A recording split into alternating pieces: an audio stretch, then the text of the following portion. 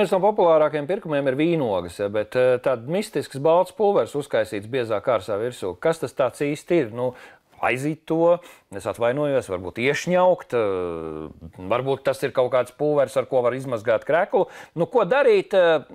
Ralfs Šēniņš mēģināja noskaidrot.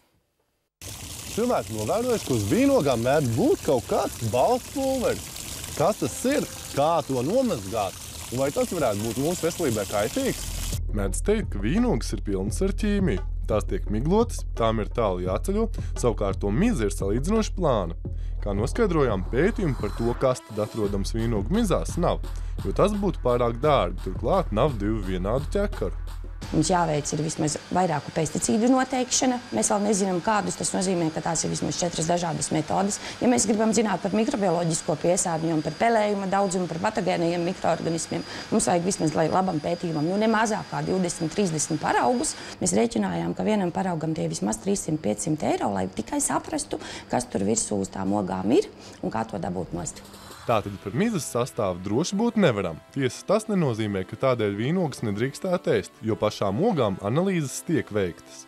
Vīnogu piesārņojums ķīmiskais tiek veikts regulāri, izmeklējumi tiek veikti regulāri, bet mums ir jāsaprot, ka tas ir vīnogai kopumā, nevis uz vīnogu virsmas. Periodiski dažādi kaitīgie savienojumi tiek atrasti, bet tas parasti jau ir uz robežas pirms ieviešanas, un tad jau vienkārši šādas ogas netiek ielaistas Latvijā. Kā noskaidrojām, aizdomīgais pulveris uz ogām nav cilvēkam nāvējošs. Tā funkcija ir pasargāt ogas transportēšanas laikā, lai, piemēram, gadījumā, ja kāda oga ieplīst, sulas ietekmē viss ķekars nekļūt lipīgs un nesāktos bojāšanās process. Taču kā tad vīnogas būtu pareizi jāmazgā? Ja mēs, piemēram, domājam par ābolu, tad ir vienkārši nomazgāt ābolu, bet, ja mēs skatāmies uz vīnogām, mums tad būtu jāmazgā gandrīz vai katra odziņa, ko mēs zem tāda tekoša krāna nevaram izdarīt. Mēs varam palaist garām, teiksim, tecinot zem krāna, ūdens nāk šeit, un iespējams, ka vīnogas, kas ir vidiņā, paliek nenomazgātas. Lai nomazgātu visu ķekaru, vispiemērotākā metode ir iegremdēšana.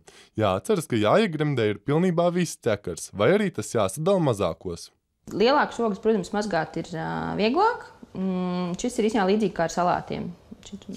Pārī. Salātus arī ir vēlams tomēr mērcēt, kā tā mēs nebūs labi lietu. Te būtu jāpadala tā, lai tomēr visas ogas nokļūst ūdenī. Ūdenim nevajadzētu būt siltam, jo tad mēs, protams, sabojājam pašu ogu. Ogai mainīsies garša siltā ūdenī. Var arī berzēt. Piemēram, šīs ogas ir īstenībā ļoti parocīgas tam, lai viņas varētu kārtīgi nomazgāt. Ir ļoti stingra un bieza mize. Ja mēs to mēģināsim darīt ar, piemēram, šīm te mazajām plānajām, tad visdrīzāk mēs sabojāsim pašu ogu un beigās tas rezultāts būs neēdams.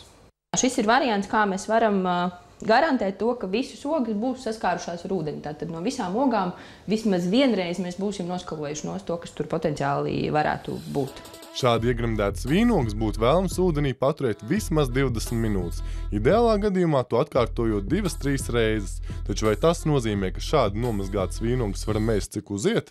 Vīnogas ir ļoti liels našķis.